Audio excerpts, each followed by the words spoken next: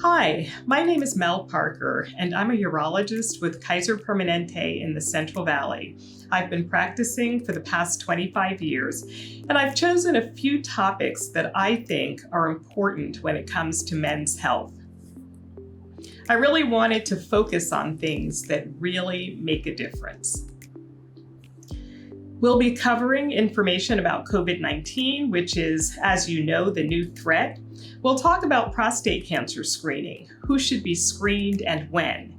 And we'll also talk a bit about erectile dysfunction. A lot of men wonder, is it just me who's having this problem? COVID-19 is something that has impacted the lives of every one of us. It certainly is a new threat, is something that all of us are concerned about. And as we know, the Black and Latinx communities have been significantly impacted. We know that the virus is spreading throughout our community, and this is for a variety of reasons, in part due to discrimination, which leads to inequity in social status. We know that we have healthcare inequities, lack of access, as well as difficulties with occupations where we're not able to work from home. We also have challenges of housing where things may be more crowded.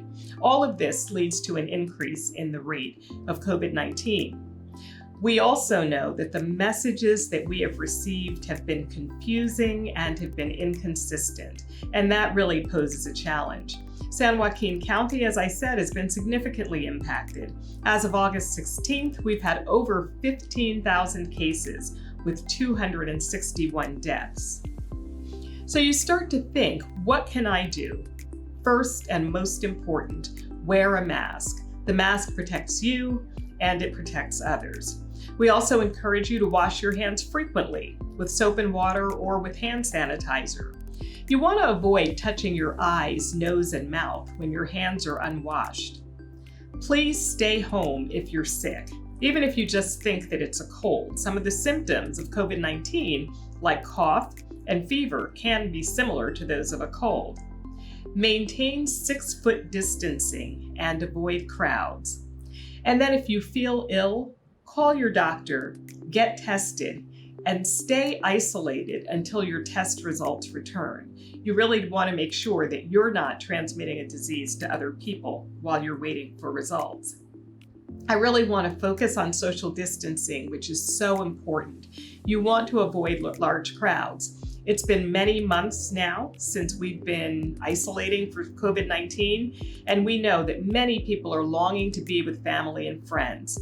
It really is important that you avoid crowds, even when it comes to family members. And if you're elderly or have underlying illnesses, please stay close to home, wear your mask, and only go out when necessary. So our next topic will be the prostate. Now, the prostate is quite a mystical organ. Many people hear the word, but really aren't quite sure where it is or what it does. So I would like to demystify the prostate. So the prostate is located directly below the bladder. Urine flows from the bladder through the prostate and out through the urethra. It actually is an organ the size of a walnut, and it's similar to a donut in that there's a hole in the middle that the urine flows through. Now, the function of the prostate is to produce fluid for semen during sexual activity. Most men really don't think much about their prostate when they're young and healthy. But as they grow older, sometimes men will develop symptoms of an enlarged prostate. These would be symptoms such as a decrease in the flow of urine, having to urinate frequently or urgently, having to wake up several times at night to go to the toilet to urinate, or in severe cases, not being able to urinate at all. And you can see from the diagram that with the normal prostate, urine is able to flow through the prostate, through the urethra. When the prostate is enlarged, the tube is more narrow and it's more difficult to get the urine through. There are many treatments for an enlarged prostate. In general, if a man is having mild symptoms, often they won't need treatment at all. Otherwise, there is medication that can be used, medication that helps to relax the muscles between the bladder and the urethra. There also is medication that can shrink the prostate. And then if symptoms are very severe, there are surgical procedures that can help to open up the channel and allow the urine to flow more freely. Prostate cancer is another disease of the prostate. Prostate cancer is the second most common cancer diagnosed in men, second only to skin cancer. In 2020, it's estimated that there will be 191,000 men diagnosed with prostate cancer in the United States, with over 30,000 men who will die of the disease. Prostate cancer is more common in African American men, and it also tends to run in families, meaning that if your father, your grandfather, or your brother has had the disease, you are more likely to get it. How do you detect prostate cancer? Well, early prostate cancer has no symptoms at all, and that's one of the difficulties. Occasionally, a man will have a rectal examination and an abnormality will be found, and that's a way of diagnosing cancer. But in the vast majority of men, prostate cancer is diagnosed because they have an abnormal PSA blood test, or prostate-specific antigen. Once a man is suspected of having prostate cancer, a prostate biopsy can be performed under local anesthesia in the office. So what is PSA, prostate-specific antigen? PSA is a protein that's produced by the prostate that's able to be detected in the blood. A higher amount of PSA tends to be detected in the blood when prostate cancer is present. Normal values generally are from 0 to 4, but a man who's younger, say in his 50s, will have a lower PSA, while a man who's older will have a higher PSA. Now, a high PSA does not always indicate prostate cancer. In the same way, a normal PSA doesn't always mean that you don't have cancer. So when we think about prostate cancer screening, looking for prostate cancer in a man who has no symptoms at all, we always want to talk about the risks and the benefits of screening. So what are the benefits? If you undergo prostate cancer screening, the cancer may be detected early at a time when it can be cured. Hopefully that would lead to a reduction in the likelihood of death due to prostate cancer, and also would make it less likely that you develop symptoms due to prostate cancer, since advanced cancer can cause bone pain and also can require treatment, such as treatments that take away the testosterone. So what are the risks of prostate cancer screening? Anxiety would be one. If you have a blood test for PSA and find that the PSA is elevated, you may become anxious, and it may turn out that you don't have prostate cancer at all. If you're found to have a high PSA, a prostate biopsy may be recommended, and there are risks of pain, bleeding, and infection. If cancer is detected, treatment may be recommended, and there are side effects of treatment from prostate cancer. Possible leakage of urine, possible problems with erections, or problems with bowel function. Now, what do the experts say? The American Urological Association in 2018 recommends that men between the ages of 55 and 69 should discuss prostate cancer screening with their physician and should consider a PSA blood test. Now, that age of 55 is for men who are not at higher risk of prostate cancer. They also recommend that prostate cancer screening be done every 2 years. We used to recommend the test yearly. Now it's every 2 years if you have a normal PSA blood test.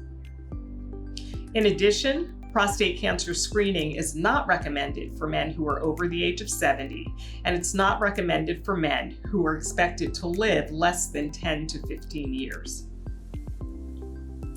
So my recommendations for prostate cancer screening: between the ages of 45 and 70, African American men should discuss prostate cancer screening with their doctor. Keep in mind, Black men need to be screened earlier because prostate cancer is more common and they tend to be diagnosed at a higher stage with more advanced disease.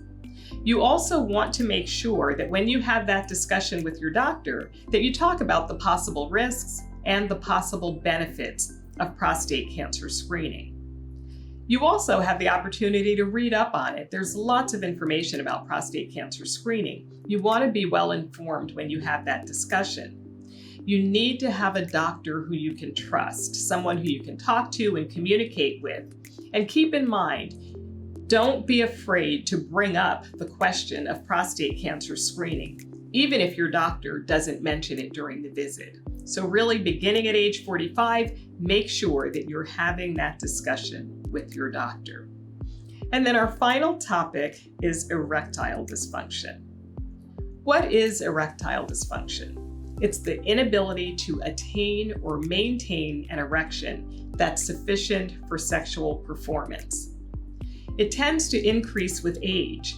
You may not know that over 50% of men who are over the age of 40 have some difficulty having erections. A lot of times we think that only older men have this problem, but half of men over the age of 40 will have some difficulty. So what causes erectile dysfunction? There are lots of causes. Diabetes, liver failure, kidney failure, alcoholism, sometimes surgery related to the prostate or rectum can cause the problem. You can have a problem as a result of an injury. And then medications, some pretty common medications like medications used for high blood pressure, some antidepressants or sedatives can cause problems with erection. Very often, we don't know why the man is having the problem with an erection. It's something that tends to occur with age. The evaluation tends to be fairly simple. Your doctor will talk to you, get information, talk about the symptoms that you're having, and will also perform a thorough physical examination. So what can you do when it comes to preventing erectile dysfunction? Number one, avoid smoking. Smoking has a significant effect on blood vessels, including blood vessels that go to the penis, and so it's a common cause of problems with erection, so you want to avoid smoking. Healthy eating is important. You want to realize that sexual activity is a physical activity, and so you want to be in your best shape. Exercising regularly, again, helps to keep you in your best shape, and you'd like to avoid excessive use of alcohol. So what are the treatments related to erectile dysfunction? There are a number, and we're going to talk about oral medication, a vacuum erection device, intracavernosal injections, and penile prosthesis. Medication is by far the most common. The medications are called phosphodiesterase inhibitors, and all of us have heard of them. Viagra, Levitra, Revatio are all medications that can help to increase the blood flow to the penis and help with erectile dysfunction. A couple things to keep in mind. The medication should be taken on an empty stomach, and it should be taken at least 1 hour prior to intercourse, and you want to proceed with foreplay as normal. There are several medications that these medicines cannot be taken with. Certain heart medications like nitrates can cause life-threatening reactions. And common side effects of the medicine are headache, vision abnormalities, flushing, or nasal congestion. And usually these are mild. Most men are able to tolerate those symptoms pretty well. A vacuum erection device is another treatment. It's a cup device that's placed over the penis that sucks blood into the penis. Then typically a band is placed at the bottom of the penis to hold the blood in. There are no significant side effects. It does take away spontaneity, but it works very well and is very safe and effective for use. Penile injections are another way of increasing blood flow to the penis. The injection is given shortly before intercourse. There can be some side effects. Some men will develop penile pain or bleeding. You also can develop an erection that doesn't resolve, doesn't go away for a long time. It can also cause some scarring of the penis. We generally recommend that a man begin with a low dose and increase the dose as needed. And what generally we're looking for is for a man to develop a normal erection within about 10 or 15 minutes of the injection that lasts for about 1 hour. And then finally, when other treatments fail, there is the option of what's called a penile prosthesis. These are rods that are surgically implanted in the penis with a pump that goes in the scrotum. And when a man wants to have an erection, they're able to squeeze the pump, and that leads to the erection.